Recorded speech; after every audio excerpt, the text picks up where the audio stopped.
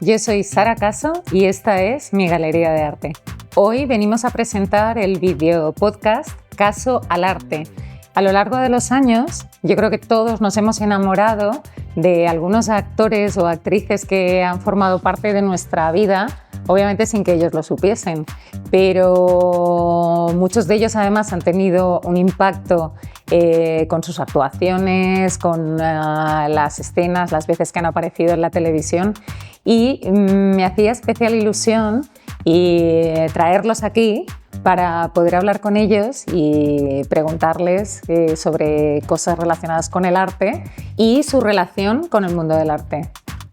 Cuando pensaba por qué quería traer a toda esta gente a la galería, es porque han sido gente importante para mí, cada uno a su manera, y gente que ellos sin saberlo han generado un impacto o me han marcado, me han cambiado, me han dado una visión súper interesante y que me hacía especial ilusión a aportar a este espacio. Y ahora por fin comienza Caso al Arte con Ruth Gabriel. Muchas gracias por venir a Caso al Arte. He contado ya un poco por qué quería hacer esto, que os vais a preguntar, bueno, ¿y esto de qué va? Un poco por qué estamos aquí sentados, porque he traído a Ruth Gabriel. Y es que cuando piensas en formas de acercar el arte a más gente, de repente tuve como este momento de lucidez en que dices, ostras, y el mundo del cine y el teatro muchas veces es difícil mezclarlos o que se presenten juntos junto a las artes plásticas, y me pareció una idea estupenda traer a gente que para mí ha sido importante, y ahora os contaré una anécdota, y tener el gusto, el placer de poder entrevistarlos y preguntarles cosas relacionadas con el mundo del arte, tanto en su mundo del arte, el mundo de una actriz, pero también relacionado con las artes plásticas o con lo que puede ser una galería de arte. Y bueno, ella es Ruth Gabriel, ¿vale? Que es una artista maravillosa, una actriz maravillosa, que yo os voy a contar una anécdota porque aquí en la galería hacemos muchísimas cosas y hicimos una obra de teatro y ella vino a la obra de teatro como espectador y yo estaba detrás de la barra y de repente, bueno, la vi pasar y yo me quedé blanca porque dije, es Ruth Gabriel. Y de repente, o sea, claro, además, cuando gente que es conocida, gente que es famosa, que sale en los medios, de repente aparece en un espacio, pues claro, tienes un respeto tremendo porque no quieres invadirles en su momento privado, ¿no? En que vienen como particulares a pasar un buen momento. Entonces yo me quedé mirándola, flipando, ¿vale? En plan hiperventilando. Pero yo diciendo, que no se me note. Claro. Y entonces en ese momento, y claro, ya luego se lo conté, ¿no? Y entonces la vi y dije, ostras, y volví a casa de mis abuelos a estar delante de la tele viendo Barrio Sésamo. Empecé a sentirme otra vez en ese momento en que yo estaba viendo la tele, viéndola a ella, que ya salía en Barrio Sésamo, olí el olor del vaso de leche con colacao, las magdalenas de mi abuela, y recuerdo verla a ella, que era un momento, yo de pequeña, mi madre que era una persona muy práctica, y yo tengo el pelo muy rizado, me cortaba el pelo a los chicos, porque claro, ¿para qué nos vamos a enredar ahí peinando a la niña, no? Entonces era...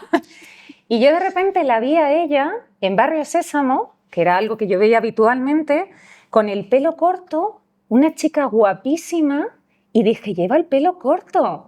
Y aquello me impactó. Entonces, claro, cuando la vi entrar, yo estaba diciendo, está aquí. Claro, ni me atreví a decirle nada, no le dije nada, no saludé, no. Al final, bueno, pues la vida ha hecho que la pueda traer aquí y entrevistarla. Y se lo quise contar porque, digo, yo no sé si esto te habrá pasado más veces, pero para mí,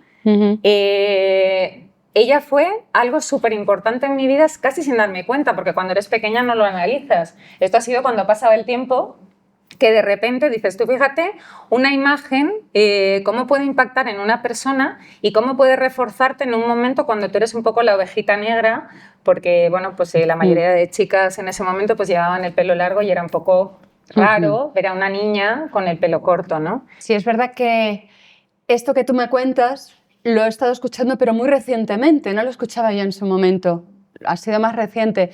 Y es muy gracioso porque yo odié a mi madre por cortarme el pelo lo más grande. Porque además, claro, fuera del contexto la gente me confundía con un chico y eso para mí era traumático, era tremendo mi pelo. Pero sí es verdad que en aquella época el pelo rizado era un martirio porque no había productos para el pelo rizado. Entonces se te ponía todo así como horroroso, se te enredaba, no había manera de manejarlo. Y al cabo del tiempo me di cuenta de que eso que yo odiaba se había convertido en un mensaje para algunas niñas que no querían o no podían o no sabían o no... Ese no era el lugar de ser las niñas normales con su melenita por aquí, su lacito, sus vestidos, y ver a una niña que de pronto llevaba pantalones, jugaba con todos los niños, no a las muñecas necesariamente, sino lo que fuera, había sido algo importante en una época muy importante donde toda España también estaba cambiando y creciendo. Y fue muy tarde que me di cuenta de la importancia y tuve que ir a mi madre y decir, no perdono, pero te doy las gracias, que lo sepas.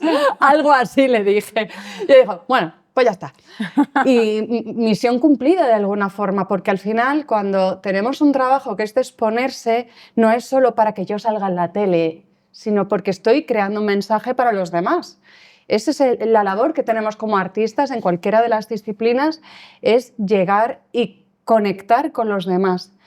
Y claro, hacerlo desde que soy pequeña y darme cuenta de que era algo más que hacer así con espinete, pues ha sido algo que me ha reconciliado mucho con ese pasado que, a ver, yo hacía Barrio Sésamo porque quería y podía haberlo cortado en cualquier momento, yo quería estar ahí, pero no era fácil ser una niña actriz.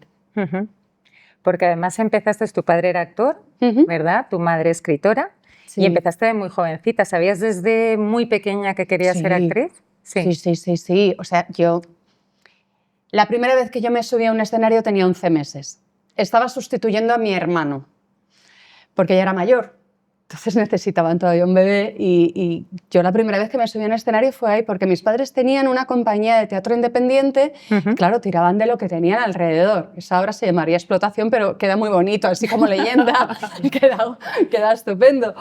Pero así como mi hermano tuvo un rechazo inmediato, para mí era todo lo contrario. Y de hecho yo con 4 o 5 años lié a un amigo de mis padres para que me hiciera mi primer book, porque él estaba aprendiendo fotografía y yo le dije, es que a ti te interesa tener retratos de todo, incluso de niños y niñas, entonces podrías... Y le lié y mi primer book me salió gratis porque le comí la cabeza al amigo de mis padres con esa edad. Sí. Luego además, bueno, Ruth ganó el premio Goya a la mejor actriz revelación con la película Días contados, lo cual a mí me parece, bueno, digno de mención y de admiración, ¿no? Que es una película maravillosa donde tiene un elenco de actores alrededor también brutal y es una película de las que hay que ver, ¿no? Porque además haces un papel que también, un papel que marca. O sea, porque era un personaje también muy diferente, muy rompedor. El año 94, además, ¿no? O sea, todavía no había tanta película, entiendo yo, con ese trasfondo social y a mí me encantó verte en esa... ¿Tú cómo lo recuerdas? O sea, Yo le llamo la peli que me parió. Porque es después de tanto tiempo deseando ser actriz, para mí hacer Barrio Sésamo no era ser actriz, era salir en la tele. Yo he sido muy concienzuda con mi formación, me fui con 14 años a estudiar a los Estados Unidos, con 16 años me fui a Florencia y de pronto era la oportunidad de hacer algo que era un personaje de verdad. Que, a ver, los personajes femeninos en aquella época muchas veces era un florero que pasaba por aquí y se enamoraba a uno y a lo mejor se enamoraba a otro, entonces se peleaban entre ellos porque había una chica ahí muy mona. Entonces, de pronto había un personaje muy potente, muy fuerte, que yo cogí casi con más deseo y emoción que con miedo. que luego ya me pongo a pensar, viendo la película, y digo, ¿en serio yo estoy aquí lanzándome como una kamikaze? Porque la película es muy dura y es muy potente, pero sí es verdad que había tantas ganas de contarla. El trabajo se hizo muy riguroso, estuvimos ensayando 3 meses. Fue la primera vez que se utilizó un coach para actores, que fue Paco Pino, que ya nos ha dejado. Y fue un proceso de crecimiento bellísimo, mano a mano con Candela Peña, que éramos las dos con Pili-Mili. Y fue un proceso de creación muy hermoso que le tengo un cariño inmenso. Yo la verdad es que además, o sea, el pasar para mí fue como verte de niña, ¿no? A de repente un papel ya de adulta. A lo Miley Cyrus, claro, pero antes. Yo me adelanté. Y bueno, a mí me dejó impresionada porque además, luego tiene muchísimos talentos Ruth, ya no solo como actriz, también ha escrito un libro que imagino que lo de escribir un libro viene por tu madre o esto ha sido... Viene a pesar de mi madre. A pesar. No, a ver, este libro, afortunadamente, digo, fue un encargo, porque si no me lo llegan a encargar, a mí a lo mejor ni se me ocurre. Y este es el momento ideal para hablar del famoso síndrome del impostor, porque claro, cuando ella ha mencionado antes que mi madre es escritora, una cosa es que yo sea su hija, pero como lectora y como conocedora sé que mi madre es una de las escritoras más potentes que hay contemporáneas, que es Anna Rossetti. Y claro, cuando tienes eso en casa, pues a veces es muy difícil decir, venga, pues yo también. Con mi padre fue muy natural, pero ya lo que es la escritura y la capacidad y la inteligencia, la capacidad intelectual de mi madre es bestial. Entonces yo no se me hubiera ocurrido en la vida, pero me vinieron y me dijeron, oye, un libro tal sobre actrices. El libro se llama Mujeres de Cine y habla de la vida de 30 actrices de cine español, nacidas todas antes de 1965 y que a mí me marcaron. Por supuesto, dejaron una huella en el cine español para todo el mundo, pero son las que yo escogí para hablar de lo que es el referente, la inspiración, la persona a la que seguir. Y estoy a punto de decir que no. Estuve a punto, porque dije, no, yo no soy escritora, yo no soy escritora. Un par de collejas más tarde, tanto de mi madre como de mi marido, una patadita en el culo y sobre todo, me mandaron el dossier con las ilustraciones y ver que ese libro se iba a publicar algún día, me lo iba a encontrar en una librería firmado por otra, me dio un coraje que dije, mira, o lo hago yo o de aquí no salgo con dignidad, ¿no? Entonces sí, me puse en ese proceso a trabajar y ha sido un proceso maravilloso porque no hay nada más bonito que no solamente admirar, sino descubrir los detalles por los que admiras a una persona. Meterte, bucear en ellos y aprender, es que creces mucho. Y además con lo dura que es esta profesión, te da como... Estaba justo pensando en eso, porque la verdad es que en la galería hemos tenido la suerte de conocer a muchos actores y actrices y la gente se queda muchas veces con la imagen de la televisión, o sea, de gente pues, que aparece... Del glamour, todo. Del glamour, de cuando de repente hacen una presentación, cuando salen a las galas, vestidos maravillosos, pero es un trabajo tan duro... Pues diría como de la vida de los pintores, ¿no? De los artistas, ¿no? Sí, porque está muy relacionada. Tal cual.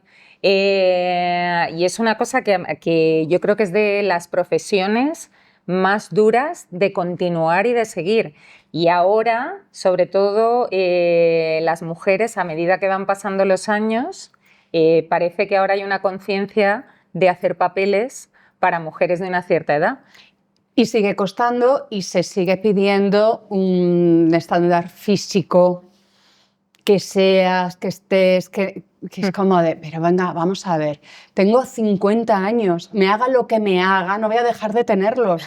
Hazme el favor de dejarme. Si yo me preocupo por la edad, que sea por si me duelen más o menos cosas, no por si tengo más o menos arrugas. Yo lo que quiero es estar bien, no divina de la muerte. Yo quiero, claro. Como hemos dicho antes, estar en chándal o estar está. en pijama en mi casa. Y al final, o sea, poder utilizar tu profesión también Claro. como referente Claro. para otras personas y que sea una manera de concienciar, de educar, de trabajar y también para el público, ¿no? O sea, para que se dé cuenta de lo difícil que es en un momento poder dedicarse uno a su profesión y a las cosas que le gustan. Y yo quería, Ruth, un poco preguntarte, hilándolo también un poco con referentes dentro del mundo del arte, el mundo de la pintura, Sí. ¿vale? ¿Cómo ha tocado tu vida? Porque obviamente el mundo del arte vive en tu familia, vive en ti. Claro, no, pero fíjate que cuando has hecho la introducción yo estaba pensando que sí, estabas hablando de tener a alguien de cine, pero es que están muy relacionados. Son muchísimos los directores y muchísimos los directores de fotografía que recurren a los cuadros para crear ambientes. Es algo muy inmediato, pero también para nosotros ver diferentes cuadros, primero que te crea la historia. Si en un momento dado nos va a tocar hacer época, lo mejor es métete en un museo. No empieces ahí a buscar por internet, métete en un museo. Y si alguien te va contando de por qué ciertas imágenes están representadas de cierta manera, es porque te está dando un entorno muy claro de lo que estás haciendo. Pero aparte de eso, hay algo en la gestualidad, en algunas cosas que a mí verdaderamente me conmueve. Algo que te das cuenta que el cuerpo en movimiento, o sea, tú ves muchos cuadros donde estás viendo las personas en movimiento, creando algo, y eso es lo que nos dice nuestro cuerpo también, está sirviendo para dar un mensaje, y quizá a lo mejor no tanto en cine, pero en teatro, desde luego, el uso, la imagen del cuerpo que hay en la pintura es fundamental. ¿Y hay alguna pieza que haya sido como una pieza que te haya marcado? Porque yo creo que todos tenemos siempre como una pieza que hemos visto en algún momento en nuestra vida, que se nos ha quedado ahí metida en la retina y que no nos podemos olvidar de ella y que ha marcado un poco... Pues fíjate, qué curioso. Yo he estado con el arte rodeada todo el tiempo porque mi madre además nos metía en el museo a echar el rato. De vez en cuando nos llevaba al parque, pero nos metía y además nos contaba todas las historias de mitología, de historia, de geografía, de todo, de todo. Pero, claro, te he comentado antes que con 16 años fui a Florencia. Me fui con mi madre, precisamente, que estaba haciendo un libreto para una ópera. Y nos metimos a la Galería de los Uffizi. Wow. Y yo ya conocía el arte flamenco, pero de pronto está un tríptico que no me acuerdo muy bien cómo se llama, creo que era el tríptico no sé qué, de Hugo van der Goes, donde de pronto veo a la Virgen que está así y veo, o sea, a mí lo que me fliparon de pronto fue el gesto de las manos y la cara de ella de Dios mío, ¿qué me está pasando? El niño ahí y la cara de ella, que entonces te das cuenta de que es una niña que acaba de parir a alguien que de pronto es Dios. Y lo ves en su cuerpo, lo ves en sus hombros hacia adentro, lo ves en el gesto de las manos. Y ahí empezó mi síndrome Stendhal. A partir de ahí empecé a llorar por todos lados, que yo iba por Florencia con gafas de sol, lloraba a cada esquina, veía no sé qué, venga a llorar, veía el Perseo con la medusa, venga a llorar. Y no se me ha quitado. Ahora sí que es verdad que me impacta mucho el impresionismo, la época del impresionismo. Hay algo ahí mágico que me conmueve. Y cuidado que no me vaya yo a ver un Monet de los grandes, así, porque me pongo a llorar, que parece que me ha pasado algo muy chungo. Es que yo creo que, bueno, cuando la gente hay que tener la sensibilidad para vivir las piezas, ¿no? Y vivir el arte. Sí. Y los estendalazos, ¿no? O sea, yo, por ejemplo, en Italia... No puedo, estoy todo el día como en un subidote, o sea, pero desde primera hora hasta última hora, viendo pieza tras pieza, porque yo siento un placer que va más allá de lo inexplicable, viendo obra, viendo piezas, viendo trabajo. Y entiendo lo que me dices. ¿Y no te pasa que de pronto vas a un museo con alguien y quiere hablar y tú estás ahí como... Y es cállate. No puedo. No digas nada. No estoy. Sí, claro. Sí, eso es así. Sí, es muy difícil encontrar a alguien con quien puedas ir a un museo que tenga tu mismo ritmo.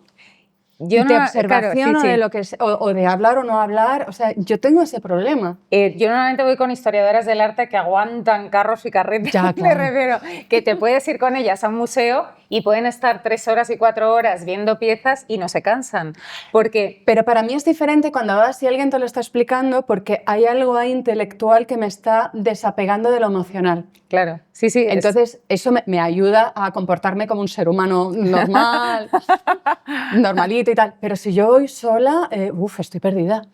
Sí, pero porque ahí conectas, es un poco lo que digo siempre de dejarse llevar cuando ves las obras, ¿no? O sea, de dejar fluir tus sentimientos y lo que te transmite la pieza, que a cada uno puede ser algo completamente diferente, ¿no? Pero es cierto que cuando tienes a alguien que te está explicando cambia la perspectiva por lo que tú dices, porque de repente tienes que interactuar y poner la oreja y entender qué te está diciendo y cómo pensar en contestarle o seguir la conversación. Y cuando estás viendo una obra a veces no pasa eso, ¿no? O sea, yo recuerdo al principio que yo no entendía por qué había sofás en los museos. O sea, yo decía, bueno, pues si aquí vas pasando, ¿no? Y vas una pieza detrás de otra. Claro, luego me di cuenta... Te sientas ahí y te dejas atrapar, comer o lo que sea. Efectivamente. Y entonces es tan necesario, ¿no? Porque hay muchas cosas que no se entienden si no le dedicas tiempo. Y aparte, hoy en día que vivimos en una sociedad completamente mediática, llena de imágenes continuamente, o sea, inputs que nos llegan de todas partes, el ir a un museo es casi como una experiencia religiosa. Sí. En el sentido de que es el único momento donde tienes que tener el teléfono apagado, donde parece que estás tú solo, donde puedes escuchar tus pensamientos y linkarlos con la pieza o con lo que estás viendo, ¿no? Con lo cual debería de ser como un ejercicio casi de meditación obligatorio para todo el mundo, de manera moderada, ¿no? Porque esto tiene que ir un poco como a pildoritas también para que no... Eso es otra cosa, que yo, por ejemplo, tengo amigos que se ven 3 museos del tirón. Yo soy incapaz. O sea, es un desgaste que no puedo, mi corazoncito no da más de sí, de verdad. Y que hay mucha información que coger. O sea, yo eso de, mira qué bien, mira... No, yo absorbo. ¿Y en vuestra casa habéis comprado arte? O sea, ¿sois coleccionistas? No, coleccionistas no. Entendámoslo, yo siempre digo que para mí un coleccionista es aquel que compra obra de un artista, el que sea, no necesariamente que tengas una colección para hacer un museo. Vale, lo de ya comprar, hemos comprado, pero yo te cuento un poco el background y lo que hay en mi casa, que está... Mi casa está bastante... ¿Llena? Llena. Es decir, a ver, por un lado, mi madre como escritora en los años 80 había un viaje de intercambio cultural bestial donde muchas veces se intercambiaba y tenemos cuadros, pues tenemos un Belmonte precioso, por ejemplo, algunos más, bueno, ahora algunos voy a ir recuperando de mi madre y todo eso, pero el Belmonte sí me lo quedé yo. Y tenemos algunas piezas de aquella época, grabados de uno, de otro, de Lucas, ¿cómo se llama? De Antonio Lucas, por ejemplo. Pero es que además, para hacer todo así más pedante y mira esta chica de dónde sale, es que yo estoy casada con el hijo de Carlos Saura, sobrino de Antonio Saura. Entonces tengo algunos Antonio Sauras en mi casa. Eso no me lo sabía. Claro, pues mira. Entonces, pues por ejemplo, tenemos ese retrato maravilloso que hizo de Geraldine Chaplin. Madre mía, sí, sí. Que no son los originales, por supuesto, pero que claro, son estas copias maravillosas, estupendas y tal. Entonces sí, tengo los bichitos de Antonio Saura que pueden ser o terroríficos o muy graciosos. Yo ya que los conozco más me hace mucha gracia y me acompañan. Oye, pero eso es maravilloso, me acabo de llegar. Claro, claro, sí. En mi casa ya no cabe mucho más. La verdad, aparte de muchas ilustraciones y muchas cosas que hacía Carlos Saura, que dibujaba estupendamente, pues hacía sus propios storyboards que eran de por sí obras de arte, y tenemos, pues, por ejemplo, de la película de Salomé, u otra cosa que él hacía que eran los fotosaurios, porque los sauras se consideran saurios. Entonces, los fotosaurios consisten en que hacían una fotografía, él hacía una fotografía y luego dibujaba sobre ella. Entonces tengo algunos pues, de fotos que nos ha hecho a nosotros. Pues tengo una preciosa de mi hija con unos perros, otra mía de una foto que me hizo en Middlebury, una de la madre de mi marido, que fue su primera mujer, preciosa. Entonces tenemos estas rarezas. Pero eso son piezas magníficas, eso Ya. son piezas de coleccionista. Claro, o sea. sí, pero no las he comprado, no, pues me ha tocado. Entonces, claro, es como soy una... Estoy muy mal acostumbrada, sí. Estoy muy mal acostumbrada. Pero vivir rodeada de todo eso es una cosa, bueno, para mí es un privilegio. Sí, pero a veces tienes que pararte y decir, oye, que tengo esto aquí. Porque claro, ya se convierte como en otro mueble de Ikea, ¿sabes? Y de pronto te tienes que parar y dices, uy, porque pierdes esa perspectiva a veces, pero ahí está. De lo que tienes. Lo que pasa es que si tú piensas comparativamente, la mayoría de la gente muchas veces no tiene en su casa, no ha tenido raíces ni de acceso a museos, ni relación con el mundo del arte, ni del teatro, ni del cine, por supuesto arte contemporáneo para nada, y al final hay una falta de cultura y de entendimiento y un miedo, porque muchas veces es miedo, tenemos miedo a lo desconocido. Entonces, lo que no conocemos lo rechazamos un poco porque nos da miedo, simplemente. Entonces, al final, tú vienes, por así decirlo, de salida con toda una base tan maravillosa que, como tú dices, la das por hecho un poco porque... Sí, a veces se me olvida que no es lo normal, pero sí, soy una privilegiada. Eso sí que me lo siento y me siento muy agradecida de eso porque desde muy pequeñita no solamente me han llevado a los museos, es que he conocido también a los artistas. Claro. Y luego hay otra cosa y es que como lo damos por hecho ya no nos ponemos a pensar, es que esto es un no sé qué, o te conmueve o no te conmueve, no hay trampa ni cartón. Entonces, eso es importante porque si tú ya estás pensando en quién lo ha firmado, nunca vas a descubrir la pieza de la obra y lo que está diciendo. Nunca vas a descubrir la gente nueva, nunca vas a descubrir los nuevos talentos, porque vas a estar pensando en si esto tiene no sé qué nombre o no. Claro. Además, yo siempre digo que la mirada se educa. Que la gente cuando dice yo quiero aprender de arte, ¿no? Y se ponen como muy nerviosos y es como voy a coger un libro y me lo voy a leer entero, me lo voy a estudiar de arriba abajo. Y yo siempre digo así no, así no. Digo, como todo en la vida, poco a poco, pero sin parar. Entonces, empieza a ir a galerías, empieza a visitar museos, empieza a ir a ver exposiciones, talleres de artistas, fines de semana que hay de abertura de galerías y donde puedes pasar, conocer a los artistas y hablar con ellos. Y al final, tu mirada se educa para identificar lo que entenderíamos por bueno o lo que transmite o lo que tiene una mirada especial. Que muchas veces la gente no lo entiende, ¿no? Claro. Porque es una sensibilidad especial, una manera de identificar una pincelada, una manera de identificar cómo se ha hecho una pieza, algo incluso novedoso, ¿no? Cuando ves una manera muy distinta de ejecutar algo, ¿no? Que te sorprende porque dices, pero madre... es que a veces es más primario, o sea, ya me empiezas a hablar de trazos y tal y me quedo como... No tengo ni idea, porque yo además tengo 2 manos izquierdas y además con los dedos puestos del revés. Te iba a preguntar si no te había dado por pintar, pero... No, pero ya a nivel... Empezamos ahí a hablar de neurodivergencias y resulta que yo espacialmente soy un desastre y la prueba es cuando mi madre dijo, no, pero algo... Digo, yo no sé dibujar la cuarta pata de una mesa. Dice, venga, pon una mesa. Y pongo la tercera pata y de pronto atascada, porque no sé ver dónde está la cuarta pata de una mesa cuando lo estoy dibujando yo. O sea, mi cerebro está para otras cosas. Escribirte un libro muy mono, hacer una película o lo que sea. Pero para dibujar, imposible. Entonces, por eso es algo que para mí resulta mágico. Es como cuando veo a los acróbatas. Me resulta tan imposible que me flipa. Pero sí es verdad que para mí a veces es más primario. A lo mejor yo no he visto ese trazo, pero resulta que ese trazo me ha volado la cabeza. Y hay un miedo que a veces tiene la gente y es, ¿y si no me gusta el arte que se supone que me tenía que gustar? Oye, pues no te gusta, pero no te rindas.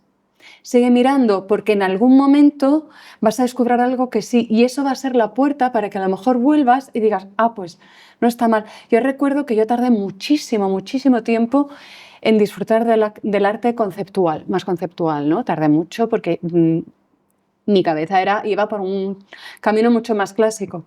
Hasta que de pronto empecé, gracias a la artista Elena Rivero, empecé a conocer más cosas, se vino conmigo a sitios, tenía una colección preciosa sobre lo que es la maternidad, que se llamaba Madre, y entonces me di cuenta de que era un lenguaje metafórico que usamos muchísimo, tanto en la poesía como en la imagen, como en el videoarte, como en un montón de cosas, y que no era algo tan ajeno, que formaba parte de nuestro entorno también.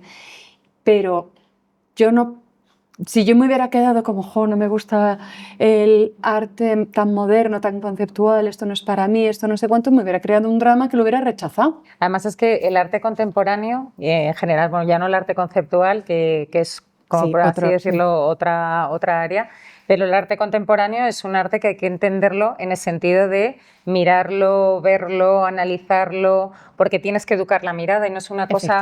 Muchas veces, cuando hablamos de arte contemporáneo, estamos hablando de arte que se está haciendo ahora, que se está pintando ahora. Entonces no es fácil coger un libro y decir... O sea, puedes mirar arte moderno, arte que ya ha pasado, de lo que tenemos atrás.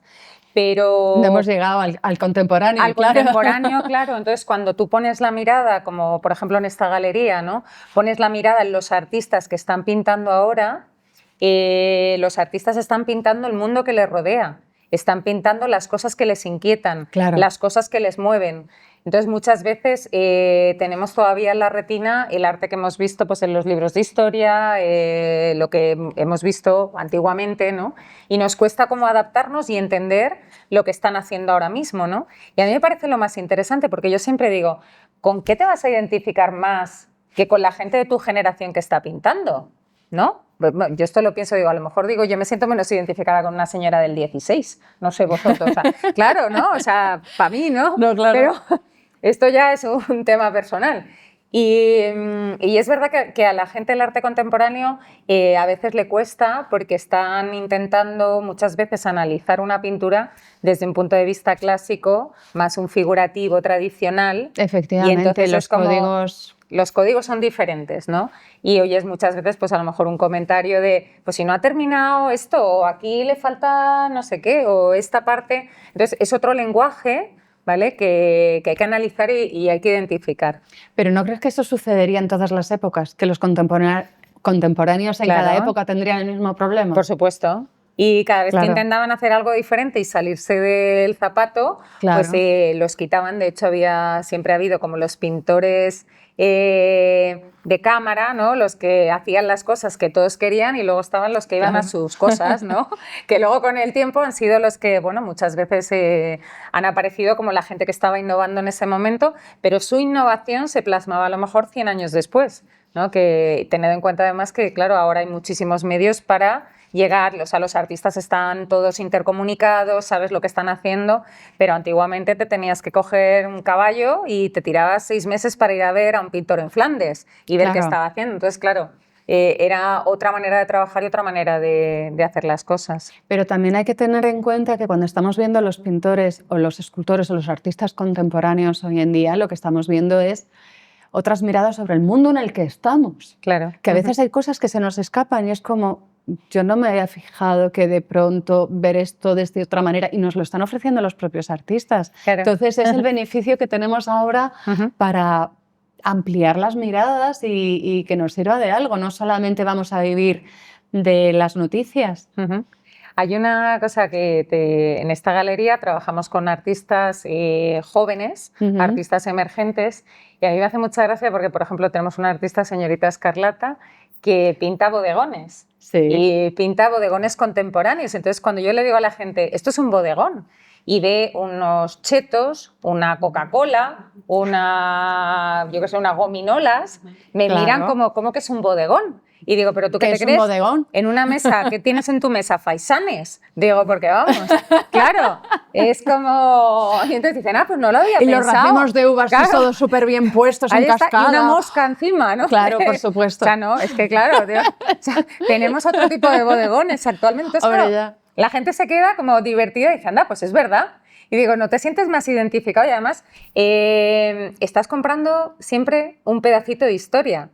Porque tú ves una lata de Coca-Cola o unos chetos y actualmente, pues Coca-Cola existe, y la marca que haga chetos pues también. Pero las latas de Coca-Cola han cambiado, entonces es Claro. la Coca-Cola en este momento. Tal cual. Y a lo mejor dentro de 100 años, pues Coca-Cola ya no existe y de repente dices, pues mira, es que este pintor era contemporáneo de este momento porque en ese momento estaba, con lo cual te están contando la historia. Lo podrán datar. Tal cual. Podrán datar el cuadro, claro. Tal cual. Pero es que esto es muy interesante. Igual sí.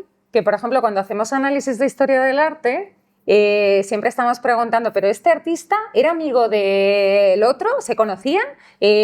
¿Trabajaban juntos? ¿Estaban en el estudio? Y eso lo vemos aquí, porque tenemos artistas que de repente le hacen un guiño a otro artista de la galería y meten una pequeña pieza de otro artista en su pieza. Y a mí eso me parece brutal, porque digo, ya verás, eso dentro de 70 se van a volver años, locos, se van a comer la cabeza. Claro, o sea, va a haber una historiadora del arte mirando las piezas y diciendo, fíjate, estaban en la misma galería. Sí. Y claro, me parece, bueno, yo claro me emociono con estas cosas como una enana y me parecen alucinantes. Pero eso es lo que hace también que el arte esté vivo, que digas, venga, pues voy a usar todos los recursos que tengo, voy a usar a mis amigos, vamos a hacer que esto crezca. Eso es la vida de la creación. Es maravilla. Y bueno, ya que estamos ya como a todo trapo, estamos ya a tope. Ya estamos a tope. Yo quería preguntarte, ¿vale? Ya que, bueno, conoces la galería, conoces a los artistas, me voy a atrever a preguntarte ¿quién sería tu artista favorito de la galería? O bueno, un artista de la galería con el que hayas conectado, que te haya gustado especialmente, o quizás alguna pieza. Me ha hecho dudar mucho porque dices, el arte muchas veces dices, qué bueno es poder ir a los sitios y verlo, irte a otro, ver otra cosa, irte a otro, ver otra cosa, pero dices, ¿y qué metería yo en mi casa? Es que es algo que es un temazo, porque claro, luego con eso tienes que convivir y crear tu atmósfera vital. Y he de decir que aquí hay muchas piezas que porque en mi casa no caben, pero que las podría ver ahí. La cuestión es cuál quito para ponerlas. Y además son muy variadas que no tienen nada que ver unas con otras. Pero con las que sientes conexión o con las que tendrías... Sí, con las que me podría levantar la vista y decir me siento en casa. Que creo que es una cosa que tienes que mirar en el arte cuando te lo vas a llevar. Esto es mi casa. Porque tampoco a mí me gusta sentir que mi casa es un museo, sino esto, lo que me rodea me acompaña, crea mi estado emocional, crea mi entorno. No, por decir, tengo un museo y aquí tengo un... Pero fíjate, para mí eso es un perfil de coleccionista que me encanta, porque es el coleccionista que compra porque siente ese hilo rojo que le conecta con la pieza. Sí. Y que yo siempre lo defiendo y que me parece fundamental cuando alguien va a comprar. Porque esto es como cuando te enamoras o cuando alguien te gusta, porque te gusta Pepe y no te gusta Juan. Es que es así. Es así, pues ya está. Y entonces muchas veces cuando un coleccionista joven viene a la galería, siempre le explico, digo, mira, aquí hay mucha calidad, los artistas que estás viendo son artistas seleccionados que merecen la pena, a partir de ahí déjate llevar. Claro. Porque ahí aparece entonces la intuición y aparece la conexión genuina con la obra y con la que tú te identificas, que me ha hecho gracia lo que tú decías, ¿no? De la gente compra obra con la que se identifica, por la razón que sea. Pues yo he tenido gente, por ejemplo, que ha comprado una pieza porque su abuela se llamaba Ángela y ha visto un angelote y de repente la ha visto ahí. Gente que de repente está pasando un mal momento y ha comprado obra porque esa pieza le está dando la energía y las ganas de vivir y de salir adelante y de repente lo ve y es como, es que quiero esto en mi casa.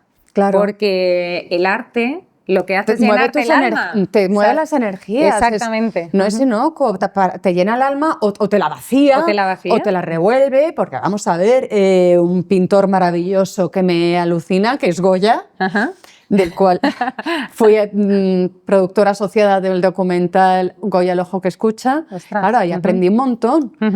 Pero claro, te das cuenta de que igual te hace con una finura exquisita un bordado, con unos trazos mínimos que dices, ¿cómo demonios ha hecho esto? Con una delicadeza y con una belleza espectacular, como que te crea las imágenes más negras y más oscuras del mundo. Con el propósito que sea. Entonces, Claro, es que te puede mover en cualquier dirección. Claro, y aparte eso te lleva un poco al perfil de quién está comprando la pieza, porque suele ser algo generalizado que la gente, si la pieza le genera inquietud o malestar, no se la suele llevar para colgarla en casa, ¿vale? Claro. Porque es algo que tú estás viendo y entonces al final te remueve. Y a mí, por ejemplo, me pasa, ¿no? O sea, si yo encuentro que una pieza es desgarradora, mi nivel de sensibilidad es tan alto que la puedo admirar, me puede parecer brutal, pero, ya está. pero es como no puedo verla todos los días cuando me levanto porque tiene demasiada intensidad para mí. Claro. Entonces, claro, eso también identifica un poco, ¿no? quién es la persona que está mirando y que está eligiendo la obra, ¿no?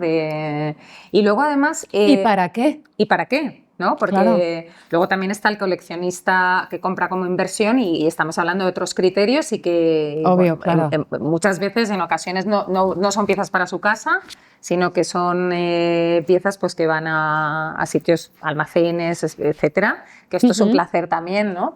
Pero estamos hablando de una cosa distinta, que es quizá el espíritu, ¿no? de esta galería, que lo que hace es conectar la obra con los artistas y con la gente que la compra. Y con primeros coleccionistas, ¿no? Que a mí cuando alguien que no ha comprado obra o que de repente entra como en ese mundo de decir, es que necesito, es que quiero llevarme esa pieza, a mí me llena el alma. Porque yo cuando la gente me dice, no, yo no quiero ninguna pieza en mi casa, yo quiero una pared súper minimalista, yo, claro, yo pienso en una camisa de fuerza. A mí me pones delante de una pared blanca, me atas así, ¿sabes? Y dale. Y ya contenta. Claro, porque yo, sin embargo, cuando estoy viendo una pieza y veo obra, mi cabeza vuela con ella. Porque me lleva a otros espacios, me lleva a otros lugares, me lleva a otros sitios. Un poco, pues como haces tú, ¿no? Cuando estás haciendo una obra, cuando estás haciendo un papel en el cine, quieras que no, todos vivimos contigo ese personaje que estás llevando, ¿no? Por lo menos yo lo veo así cuando veo cine, ¿no? Es un poco como que somos capaces de meternos durante un ratito en ese pequeño papel que tú estás viviendo y que nos estás transmitiendo, ¿no? Es que yo creo que ese es realmente el propósito de todo. O sea, yo entiendo que mucha gente... yo es que hago las cosas para expresarme. Muy bien, pero luego eso tiene una consecuencia. Quiero decir, yo cojo un cuadro y yo me llevo a ese artista a mi casa. Claro. O sea, tengo a esa persona que ha creado eso en mi casa, aunque no tenga la persona, pero es lo que ha dado. Entonces, eso de simplemente para expresarme me parece que es muy corto, que falta algo ahí. Porque hay una comunicación, en lo que tú has dicho, un hilo que está unido y que no se puede separar de lo que yo he hecho con lo que el otro está mirando. Y cómo lo está mirando. ¿Y qué está sintiendo mientras lo está mirando? Y bueno, yo creo que un poco más, si tuvieses que elegir... O sea, yo estoy aquí con elecciones... ¿Pero por qué hay que elegir? Si se puede tener todo, por favor. Ya que estamos en esta exposición, ¿vale? Y hemos tenido antes una visita guiada hablando de las piezas, ¿cuál ha sido la pieza de esta exposición que más te ha impactado? Te voy a hablar de dos. Esa sencillez de un pie con el mantel. O sea, es que me ha parecido tan sencillo y tan bonito. Y luego esta. Porque de pronto he visto vida. He visto a estas mujeres que se llaman amigas, algo así, que están viviendo un momento. O sea, es casi un documento que no es fotográfico porque tiene algo más allá de la fotografía, que es he visto esto, me ha conmovido y ahora lo voy a crear. Pero me ha parecido una escena, me ha parecido como si yo pudiera estar ahí ahora mismo haciendo esa película, por ejemplo. Claro. Entonces, sí, es inevitable que esa historia casi narrativa me toque a mí como actriz, obviamente. ¿Y la pieza con la que más has llorado, con una pieza de arte? Pues esa con el tríptico de Hugo van der Goes. Es que eso me partió por la mitad. Me di cuenta. ¿Cuántos años tenías? 16. 16 años, muy jovencita. Sí, y de pronto vi tantas cosas contadas en un gesto de manos y de los hombros, Vi tanta información que me reventó. Sí. La verdad es que tenía especial interés en ver la mirada o escuchar la mirada de una actriz como tú respecto al mundo del arte, ¿no? Porque me imagino que siempre que te preguntan o te preguntan, te hacen entrevistas, siempre será del mundo del cine, del mundo del teatro, pero que te pregunten sobre el mundo del arte... Bueno, últimamente preguntan cualquier cosa. También es verdad que te pueden salir por peteneras y a ver cómo sales elegantemente. Pero no, es muy bonito porque, claro, al final... Solamente gracias a estas conversaciones nos damos cuenta de la cantidad de vínculos que tenemos juntos. Si no hablamos de esto, no podemos relacionar o no se le ocurre a la gente relacionar todo lo que tenemos en común a la hora de crear, a la hora de vivir nuestra profesión también y de cómo nos alimenta lo externo. O sea, nos estamos alimentando constantemente. Es que, claro, yo lo pienso y digo, para una actriz o un actor que debe tener una sensibilidad especial, el venir a una galería de arte o el venir al museo tiene que ser una manera de nutrirse también. O sea, quiero decir, de repente ver cosas diferentes, Claro. de cosas que te pueden ayudar incluso a una manera de interpretar diferente. Todo, pero fíjate, la poesía, que tiene un lenguaje que a veces solamente se puede representar con la pintura. O sea, a veces dices, me estás contando esto y tú no lo puedes explicar, pero a lo mejor se lo puedes pintar. La danza, ¿cómo es la danza? Entonces, todo tiene un código que es muy particular, pero que si quieres y tienes esa curiosidad, puedes echar un ancla que va de un lado al otro. De la danza a la pintura, de la pintura a la danza. Del cine a la pintura, de la pintura a la fotografía, de la poesía a la fotografía, todo. Si tú tienes esa curiosidad, echas el ancla y encuentras dónde conseguir ampliar tu mirada, tu alma, tu entendimiento, tus posibilidades. Ruth, muchísimas gracias por venir, ¿vale? Por dejarte avasallar y preguntar. Hombre, claro. Y mi más completa admiración desde el día que entraste por la puerta, aunque no supieses lo que estaba pasando en mi cabeza. No, eso mejor descubrirlo luego. Y lo dicho, muchísimas gracias por estar aquí. No, gracias a ti por crear estos puentes que creo que son no solamente muy hermosos, pero muy necesarios. Gracias, Ruth.